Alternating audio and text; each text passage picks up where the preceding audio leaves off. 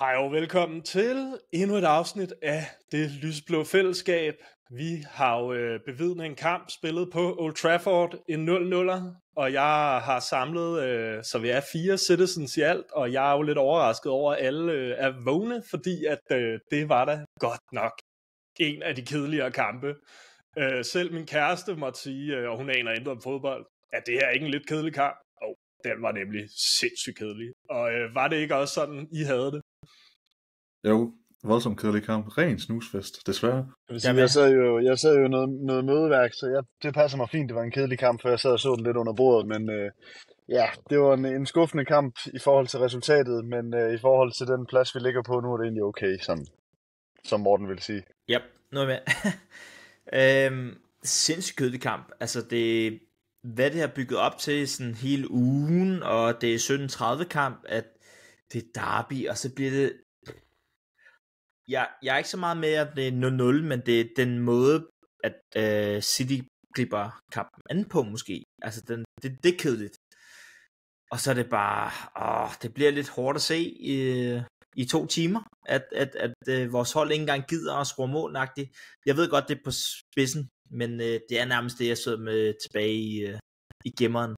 Det er jo især det her, når vi har skrevet på et generationsskifte, så stiller han simpelthen op med De Bruyne, Silva og Gündo på midten, ikke? Nu ved jeg godt, at De Bruyne han spillede falsk 9 under hele den her kamp. Men var det ikke også det, der gjorde, at det blev trukket lidt ud i langdrag? Fordi nu ved jeg også godt, man er meget efter dem, men der er altså en del... dårlige berøringer for de her spillere, og lige den sidste dårlige aflevering, som netop kommer fra de rutinerede, så var det også lidt, at vi havde sat os lidt svært på den her midtbane, eller? 110%. Altså, jeg kan huske, da startopstillingen kom ud, og jeg tænkte også, hvad foregår der? Jeg har slet ikke set den komme med starten med nærmest alle de rutinerede spillere til start. Jeg forstår det ikke helt, fordi vores kanter kunne jo sagtens udfordre deres backs, hvis vi har stillet med Doku eller Savinho inden fra start af. Det er der, at de mangler kvalitet, United. Det er på de der hurtige omstillinger. Så kan de ikke følge med, hvis de skal løbe hurtigt ned i bagkæden igen. Men det gav vi jo dem så rigelig chance for til at gøre, til at starte med. Så jeg var også sådan lidt på månen, da opstillingen udkom. Og der sagde jeg også, at må ikke at Pep han tænker, at han kan køre dem træt med noget boldomgang, og så i 60'erne og 70'erne, så kan han smide Doku og Savinho ind, og så måske håbe på, at der sker noget der. Det gjorde der så heller ikke, så jeg husker ikke lige, det var en stor spørgsmålstegn-kamp, fra min side i hvert fald. Jeg tror også bare, det bliver hurtigt det der med den der trækløver. Altså, det er det, vi gerne vil undgå. Altså, Bernardo, Gündo og Kevin De Bruyne. Vi kan godtage 2 af dem, men vi kan fandme ikke alle 3. Altså, på 3 på samme tid, så mister vi noget fart. 2, jo, det kan godtages, hvis vi har en, der har fart, men helst en, ikke? Altså, det er lidt der, hvor vi er henne af nu, og så har vi lige fået at vide desværre, det laver vi et afsnit om, det der med, at De Bruyne lever, men det der med, at City bliver også, eller Pep i det hele taget, bliver også nødt til at forstå, vi har ikke farten på midtbanen, og det synes jeg heller ikke, vi havde den her kamp, og jeg synes United, ikke fordi det havde meget at komme med igen, og igen, men jeg synes fandme, på tider, der havde de faktisk mere på farten i midtbanen, end vi havde. Og det var først, da vi smed alle mulige andre op. Det kan vi diskutere efterfølgende, ikke? Men jeg synes, det er noget mærkeligt noget, at vi skal spille med alle 3 i denne kamp. Hvis jeg lige hurtigt må knytte en kommentar til det. Det er nemlig det, som du siger, Nikolaj, at vi stiller med de 3 gavede spillere, det vil sige, at vi går på kompromis med farten, så burde vi jo også få noget andet ind, i form af noget teknik og noget erfarenhed. Men det er altså bare, den teknik der, den var væk i hele kampen, fra alle 3 spillere. Så pist væk, så vi går på kompromis med, man kan nærmest sige alt, inde på midtbanen i den her kamp. Og så har vi så også et problem i, at sådan en som Bernardo Silva, når han starter inden, og han ikke får det til at køre, så bliver han aggressiv. Altså han laver dumme frispark, han får et dumt gult kort, lige i starten af anden halvleg, hvor han har lavet 3 af dem i første halvleg, så er man sådan lidt, kom nu lidt. Altså, fordi de har ikke teknikken, og så kan man bare se på dem, det bliver totalt frustreret, når de ikke får det til at spille. Og lige præcis de 3 tænker man, de kan i hvert fald komme med nogle afleveringer. Men det kunne de jo ikke engang. Altså, det blev meget sådan noget med, at Og det blev rigtig, rigtig tit, når Marmoush fik bolden og ville sætte gang i den. Så blev det meget til, så blev den kaldt på af dem, og så blev den holdt tilbage, i stedet for at få den ført frem. Fordi når der endelig kommer ind med noget fart, så stopper de det lidt for de andre. Og det synes jeg, det er virkelig, virkelig frustrerende at se på, at man har 3 spillere, der var så dygtige i 10 sæsoner nu stort set for City. Og nu der bliver det sådan noget frustrationsspil for dem. Det er virkelig forfærdeligt at se på. Og lige en hurtig, som Nikolaj sagde, på tirsdag laver vi et Kevin De Bruyne hyldest afsnit, fordi det er jo selvfølgelig en kæmpe legende, der takker af til sommer.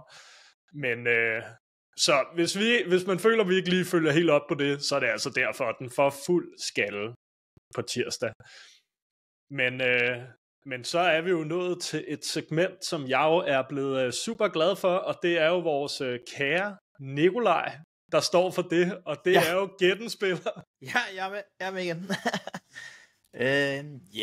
Jeg har jo 3 ledetråde, og den første, i forhold til hvilken spiller jeg er, jeg har vundet OL-guld med min nation. Det er den første. Jeg har vundet både CA og Premier League mere end en gang. Og så er jeg faktisk blevet degraderet på mit eget hold, City, i en kort periode, men det endte så med, at jeg vandt Premier League efterfølgende. Det er de 3 ledetråde, jeg har til i dag. Hvad var den første?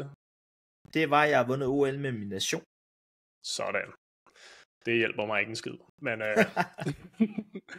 jamen, så kan man jo tænke lidt over det, imens at vi snakker videre, fordi at jeg tænkte på, føler I, at det her det er et skridt frem, eller tilbage, eller er vi sådan, hvor vi var, fordi vi har jo lige vundet 2-1 over Bournemouth, 2-0 over Leicester, og det var ligesom sådan en lille stime, en meget lille stime, vi var ved at få bygget op her.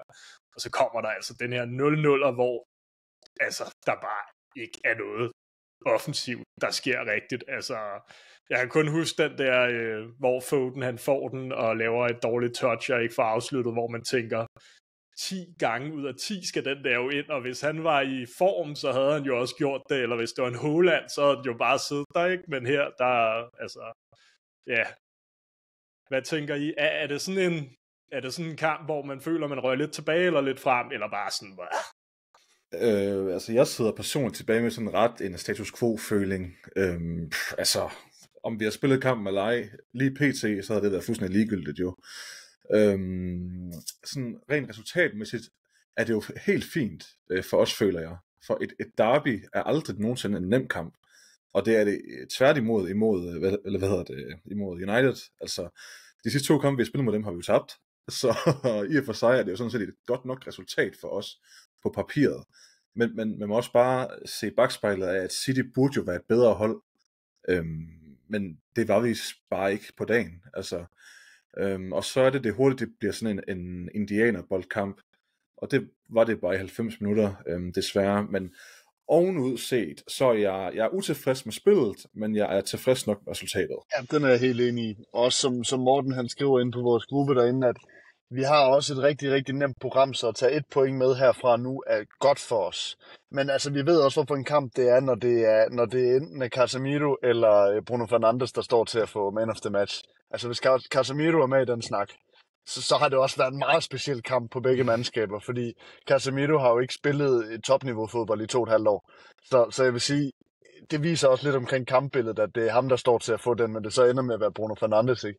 Så det er sådan lidt, jeg tror, det var en lortekamp for begge mandskaber.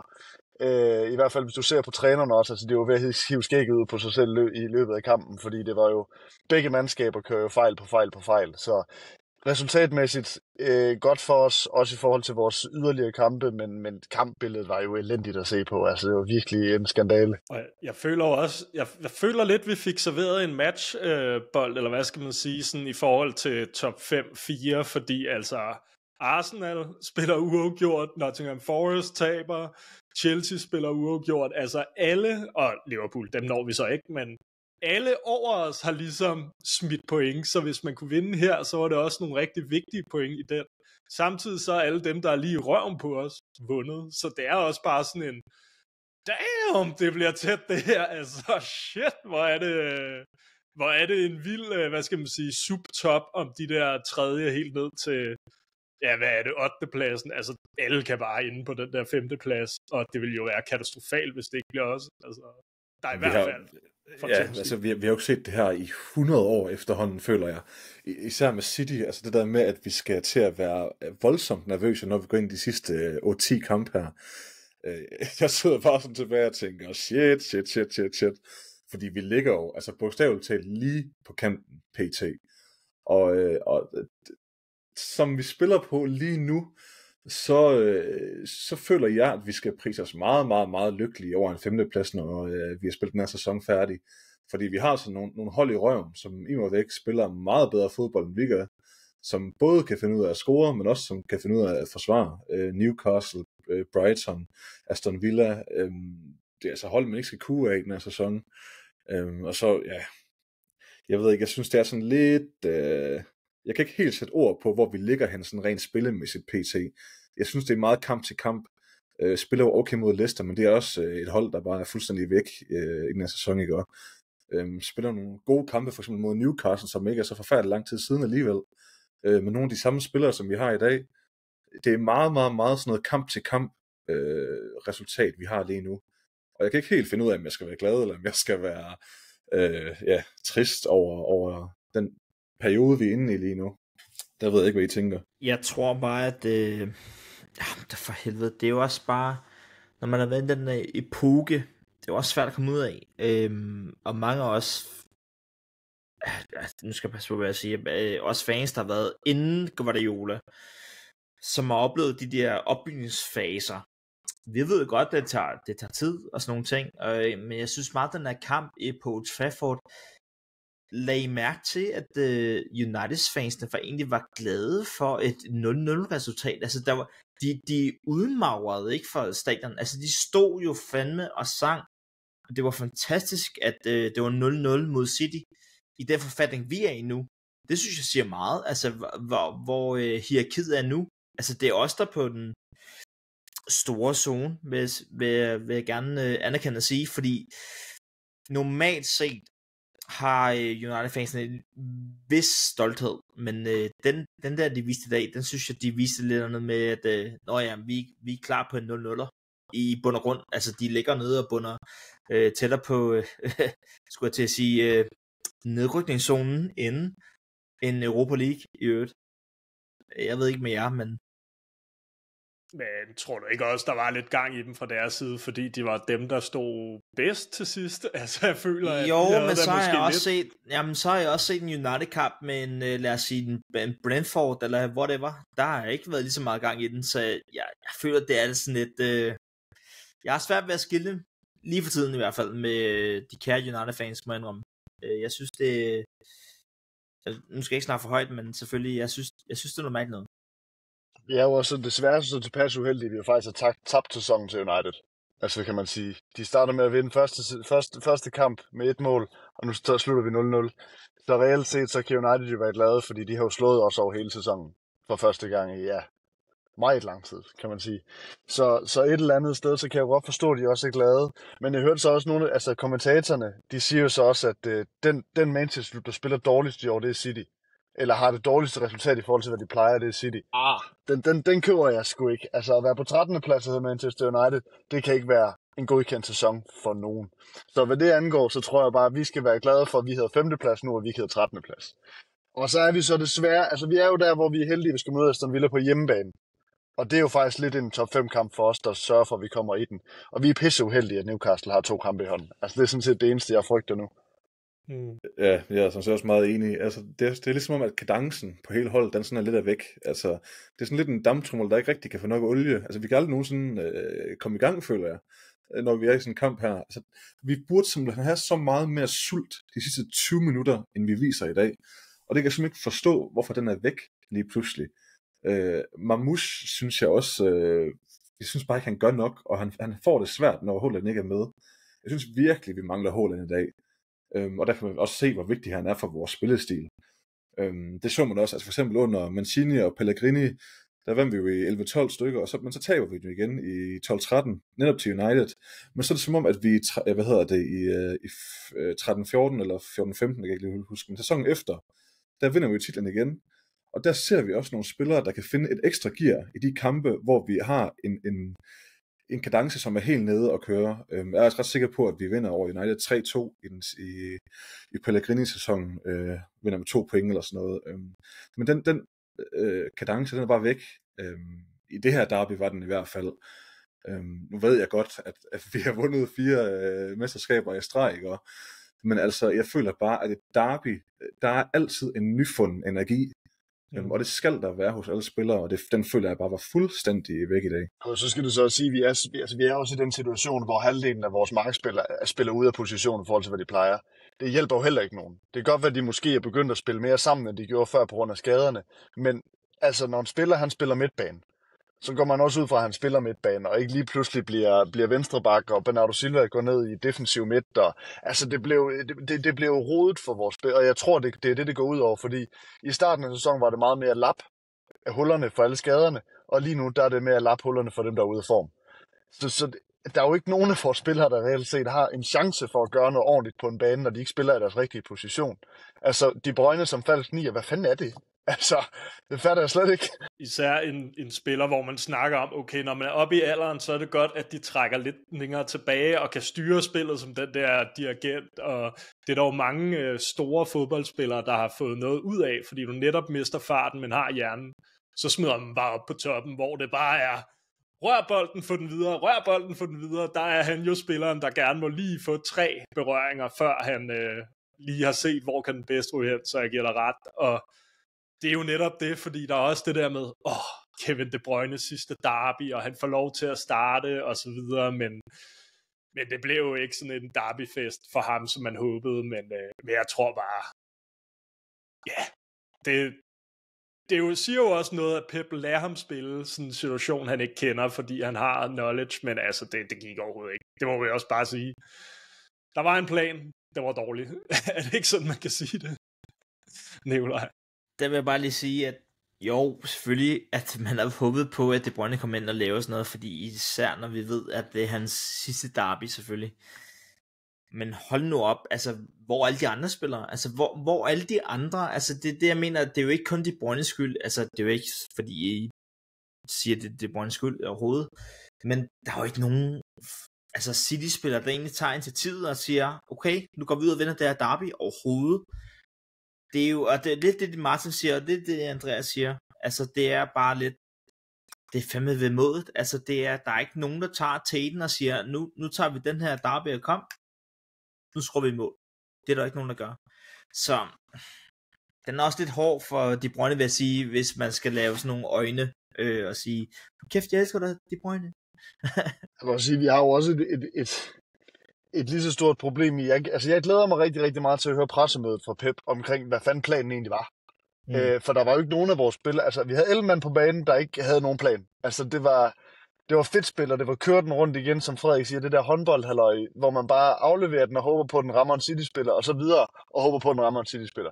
Altså, der var jo ikke noget præcision, der var ikke nogen plan, der var ikke nogen spillere, der tænkte, okay, min position er her, men jeg kan godt overlappe. Nej. Det var sådan, din position er her, min position er her, jeg spiller her, og så er jeg låst her. Så kan jeg ikke komme andre steder hen. Selvfølgelig kan du det. Der var bare ikke nogen, der gjorde det. Det er nemlig helt rigtigt, fordi Pep, altså han var jo stik tosset på sidelinjen. Altså det er sjældent, jeg ser ham. Altså faktisk så meget med sine arme, altså så tæt på sidelinjen. Men det er så der, hvor jeg tænker, ligesom Martin han siger, jamen hvad fanden var planen så?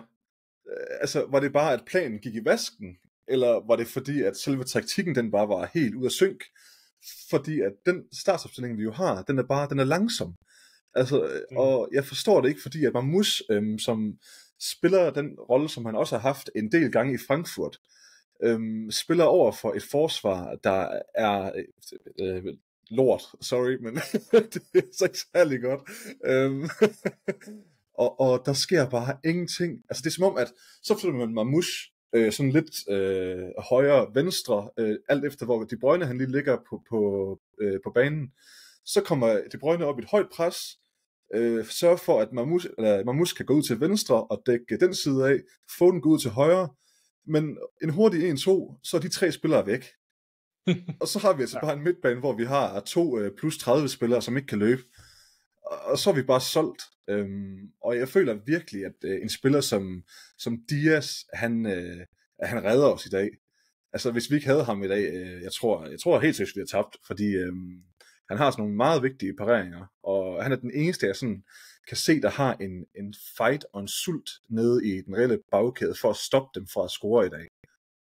Ja, altså det der makkerpar, vi har fået med Diaz Guardiola på midten, det er altså deadly, fordi Guardiola er jo den hurtige, der går ind og bare ligger sig ned i en tackling. Han gjorde det et par gange nu her på Højlund i dag, hvor han egentlig bare ligger sig ned foran bolden, tager den med, og så får Højlund bare lov til at løbe videre. Og så Diaz, der bare er bedst. Så de 2, det kan jeg godt lide. Det kan jeg rigtig godt lide. Det er så bare ærgerligt, at vi har købt super mange centerbacks her i januar, når vi nu havde makkerpar. Lige inden du kommer på, Nikolaj, så vil jeg også sige det der med netop, altså hvor ryger Kusanov hen, fordi ved at rykke ham ind i midten, har vi så ikke bare gjort, nu har vi endnu et bakproblem. Altså det er også O'Reilly og Nunes som bak, altså hvem havde, altså det odds, hvis man lavede det i starten af sæsonen, at det ville ske, så var der altså gode penge at hente, tænker jeg. Hvad vil du sige, Nikolaj? Jamen det var præcis det, du mente der med Kusanov. Hvad fanden sker der så med Kusanov, ikke? Altså for mig set, jeg har det lidt hårdt, at vi smider O'Reilly derud, og så sidder vi Joshua G ind i en, okay, ved siden af Ruben Diaz, eller whatever det nu er.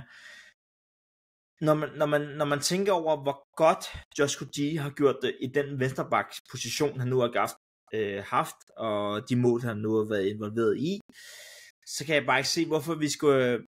Jeg har det lidt svært. Altså, jeg har det virkelig svært med, at jeg skulle gå på kompromis. Hvorfor kan vi blive ved med vores stjernesats, Joshua G, der kan blive ved med derude?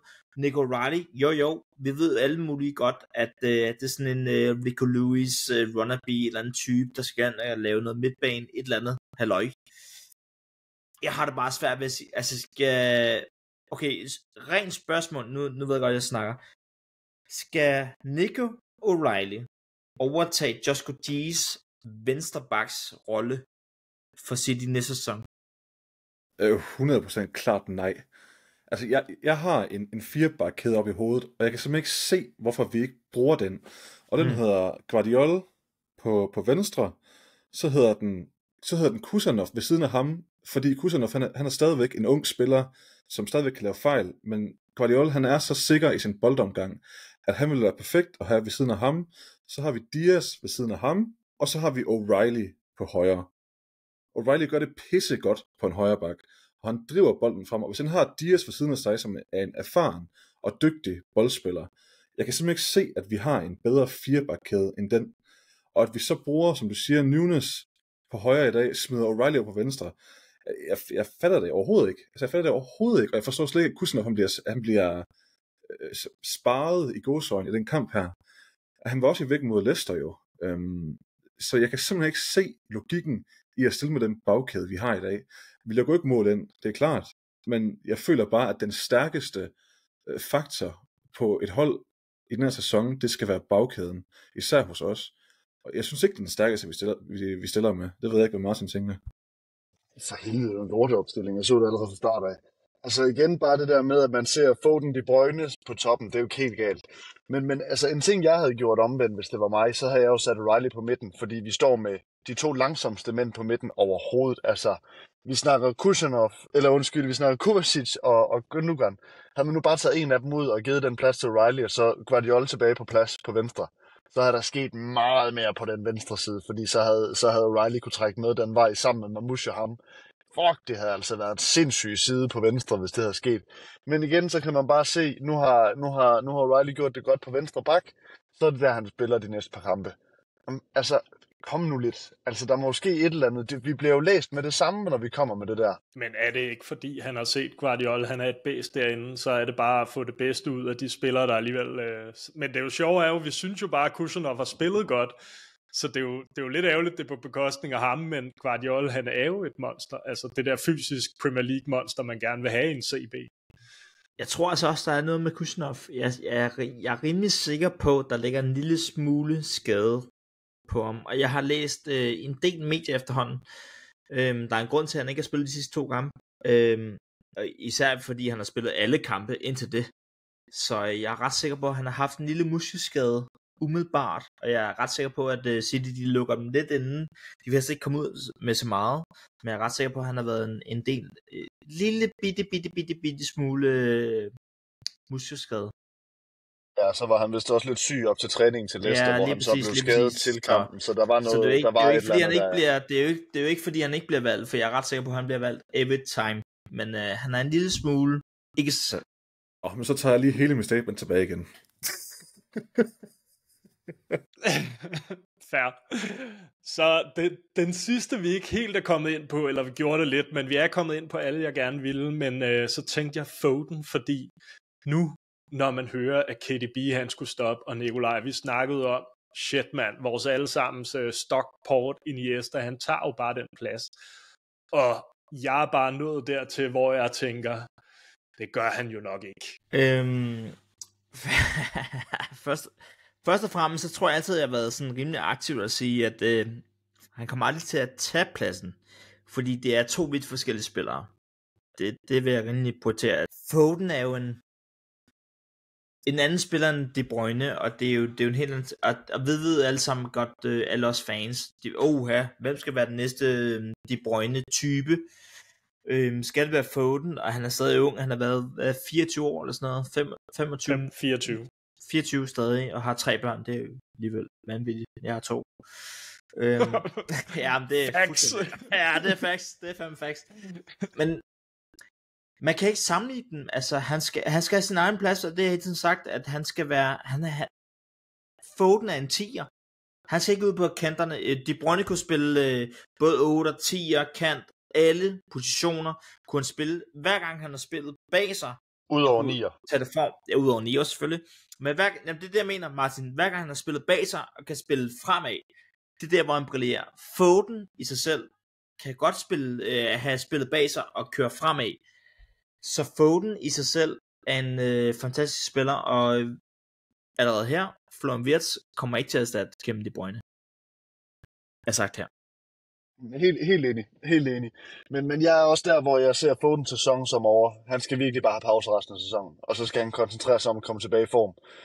Fordi det hjælper jo ikke hans form for næste sæson, at han spiller en dårlig sæson i år, eller får en dårlig slutsæson i år, fordi han havde en god midtsæson. Lige pludselig kom der jo 8 mål og 4 assist i alle turneringer, så det er jo godkendt et eller andet sted for en midseason.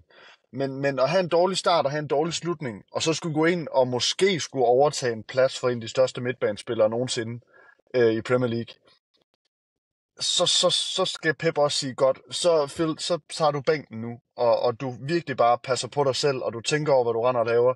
Det er den sæson, han skal have resten af sæsonen. Han skal ikke spille mere nu. Jeg er helt enig. Altså, Foden, han skal væk fra rampelyset, føler jeg. Han har været alt for meget i fokus i mange sæsoner efterhånden. Nu er der bare sket det, at alle de andre omkring ham, de er begyndt at falde ned i niveau. Og så automatisk, så har man jo brug for, at den unge spiller, som har gjort det så godt i alle de forrige sæsoner, lige pludselig skal hen og bære det hele. Det vi ser i den her sæson med Foden, det er, at når han får bolden, så er der ikke de der, så har vi ikke den der Rodri-type til at trække deres forreste kæde væk fra ham, så han bliver retvendt.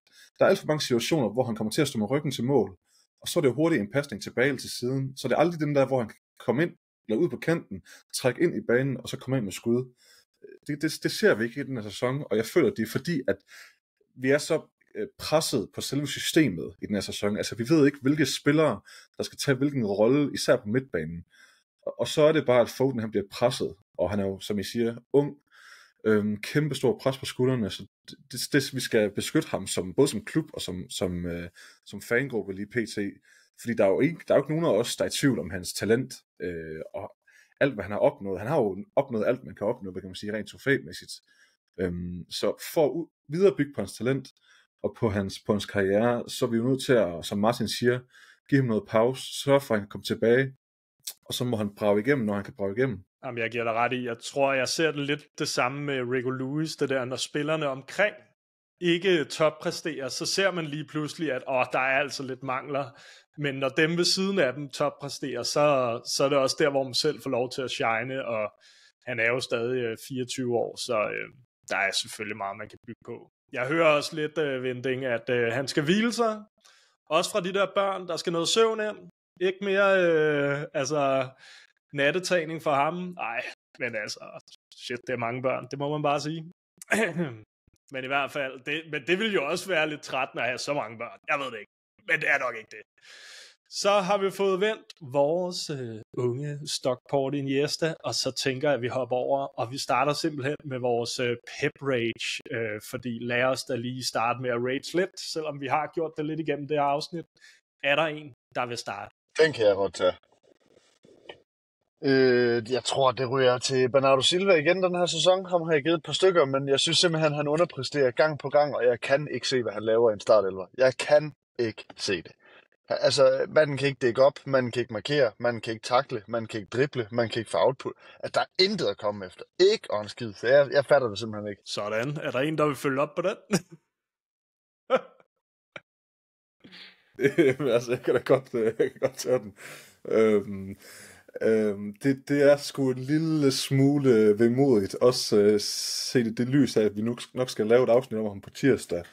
Men det er De Bruyne. Jeg føler ikke, at hans teknik, den var fuldstændig væk i den kamp her. Og hans overblik var også væk, og jeg føler ikke, at jeg har ikke en decideret aktion, hvor jeg tænker, okay, det er altså Kevin De Bruyne, der spiller på banen nu. Og det piner mig næsten at sige, fordi at De Bruyne, han er jo heltestatus i klubben. Men sidste derby for ham i Manchester på udebane, og så levere en præstation, som for mig er bare trættende. Det irriterer mig, men Kevin De Bruyne får den. Og Nikolaj? Det må nok gå til Bernardo Silva. Jeg er skuffet over, at jeg tror også godt, han ved, at det er på sidste sangvers, at han ikke præsterer mere. Jeg synes faktisk, han var god, men at han ikke præsterer mere, det må være min rage. Men det er jo også den her sæson, hvor vi hele tiden snakker om de rutinerede kræfter, der bare svigter, hvor man er sådan, det er jer, der skal kunne steppe op nu, eller vise noget gejst, og den er der bare ikke. Er det metaltræthed eller alder, eller en kombi, det er jo så det. Så hopper vi over i det positive, fordi er der noget, og Martin, vil du ikke starte igen med Rodgers on fire den her gang? Jo, det vil jeg. Vores 2 centerbacks i dag, synes jeg, gør en pissegod statur. De holder scoringer fra, og de er standhaftige, de er stærke, og de tager bare de dueller, og det er så dejligt at se. Især når vi spiller mod et hold, der er så hurtige på kontra, som vi er, at vi får det lukket ned, det synes jeg er en kæmpe forløsning. Ja, jamen jeg er også fuldstændig enig med Martin. Den går til vores centerbacks, som man siger, lukker alt ned, gør det, de skal gøre, sørg for, at der ikke kommer nogen farlige situationer til vores backs, specielt dødboldsituationer. Så det var jeg glad for at se i dag, og så vil jeg også gerne lige hurtigt knytte en sidenote til Nunes, og han skal altså have den, når han kan få den, og han gjorde det i mig væk fint i dag. Altså han stoppede det, han skulle stoppe. Så ja. Nikolaj? Jo, men jeg synes faktisk, Kovacic og Marmoush gjorde det sådan okay, i forhold til, hvad man kunne bekymre sig om. Så måske, jeg giver den til Marmoush, i forhold til Holland ikke er der. Ja. Fair nok. Jamen, så er det jo det her med, at næste kamp, vi skal spille, det er den 12. april, hvor vi møder Crystal Palace på hjemmebane. Og de er jo faktisk inde i en fin form. De har vundet over Ipswich, de har vundet over Fulham, de har spillet uafgjort mod Southampton, og så er der en 2-1'er mod Brighton, og så er spørgsmålet bare, hvordan bliver den kamp? Ja, okay, tag den en eller anden, tag den lige. Ja, men hvis man ikke kan se det her, så er det Nikolaj, der har taget sin jeg ved ikke engang, hvad det hedder, Desert Echo ud og det er fucking gecko, mand. Hvad mener I? Hvad så? Den er sød. Yes. Ja, den er rigtig fed. Ja, men ligesom skurken i en skurkefilm sidder med en kat, ikke? Så sidder du bare og ærer den der gecko, som om du er supervillain. Nej, hold op. Okay. Tilbage til fodbold, tænker jeg. Crystal Palace. Jamen, det er jo en kamp, vi skal vinde 9 ud af 10 gange. Altså, det bliver vi også nødt til at gøre. Altså, jeg tror, igen som Pep siger, vi har en del finaler tilbage, og det her det er virkelig en af dem. Altså det er her, vi er på hjemmebane. Jeg tror ikke, vi har tabt mod Crystal Palace, jeg ved ikke, hvor mange år på hjemmebane. Så vi er virkelig der, den her, den skal køres hjem. Og jeg håber inderligt, at vi har nogle spillere, der lige måske nogen, der lige gider at finde et andet gear. Men jeg føler, selvfølgelig skal vi nok vinde den kamp, selvom de er inde i en god steam. Der er bare niveauforskel, sådan rent generelt. Altså jeg føler, spillermæssigt er vi langt overlegen der, så det skal vi kunne tage. Og vi er også der, hvor hvis vi taber den kamp, så er vi altså ude af Champions League. Altså så er vi Champions League næste år. Ja, det er jeg sådan set helt enig i. Altså, vi har kvaliteten, og vi skal have kvaliteten på dagen til at kunne slå Crystal Palace. Det er der slet ikke nogen tvivl om. Og så har vi også, nu begynder jeg at tro på, at vi har en bagkæde, der kan gøre op med de farligste situationer i en kamp som Crystal Palace. Og så går jeg ikke hen og bliver nervøs for, at vi skal tabe den, især på hjemmebane. Det er bare, om vi på dagen har et offensivt output, der gør, at vi kan lukke kampen definitivt, i stedet for, at det skal blive sådan noget 1-1, og så får vi en 2-1'er sent, og så skal vi stå på bagben i 20 minutter, fordi at de har for meget pres på os, og at vi mister den for meget på midtbanen, ligesom vi gjorde i dag. Men selvfølgelig forhåbningsfuld, og det er en kamp, vi skal vinde. Jamen, så er vi jo nået til det sidste segment, og det er Gæt en spiller, Nikolaj. Ja. Skal jeg sige dem alle sammen igen? Yes, sir. Er I klar? Jeg er ikke guldet. Nej, okay. Jeg har vundet OL guld med min mission. Jeg har vundet både CA og Premier League mere end én gang. Og så er jeg altså blevet degraderet på mit hold med City, og vi vandt faktisk Premier League samme år. Jeg er også en, den er helt sikkert forkert. Jeg har lige et spørgsmål. Det der med, at han har vundet Premier League og CA mere end en gang. Er det begge ligaer? Ja, det er han har vundet begge ligaer, ja. Skal jeg komme med den, eller tænker vi lige? Nej, du må gerne komme med et bud. Ja. Jeg tager Carlos Tevez. Bam. Jeg tænker jo også, at det skal være en spiller, som kommer fra Sydamerika rent generelt. Og den eneste sydamerikaner, der både har vundet Serie A og Premier League, det må være Carlos Tevez. Jeg ved ikke, om han har vundet OL-guld, men det er det, jeg har. Det er vildt, det jeg har. Altså, jeg kører bare på, jeg ved, der var en masse lort med Tevez, og han valgte jo at ryge af holdet, men kom jo tilbage og var med til at redde en sæson, ikke? Det er det eneste. OL og alt det der, fuck det. Det er kun, at han ikke blev degraderet, okay, men jeg ved ikke. Så det er kun Andreas, der har et andet bud, måske? Nu, min rekord i det her, den er faktisk ret god lige nu. Jeg tror, jeg har vundet 3 streg. Ja, jeg ved godt, jeg ved den. Men jeg har 0 idé, så jeg gider ikke lade som om, jeg tror, det er Carlos Tevez, så jeg har ingen idé. Ej, så I alle sammen er på det samme. Det er selvfølgelig Carlos Tevez. Og jeg vil faktisk give den til Bjørn, fordi han har faktisk ret i, at det der med, at han blev sat ud af Mancini, dengang han ikke ville spille Champions League-finale, eller ikke finale, men Bayern München-kampen.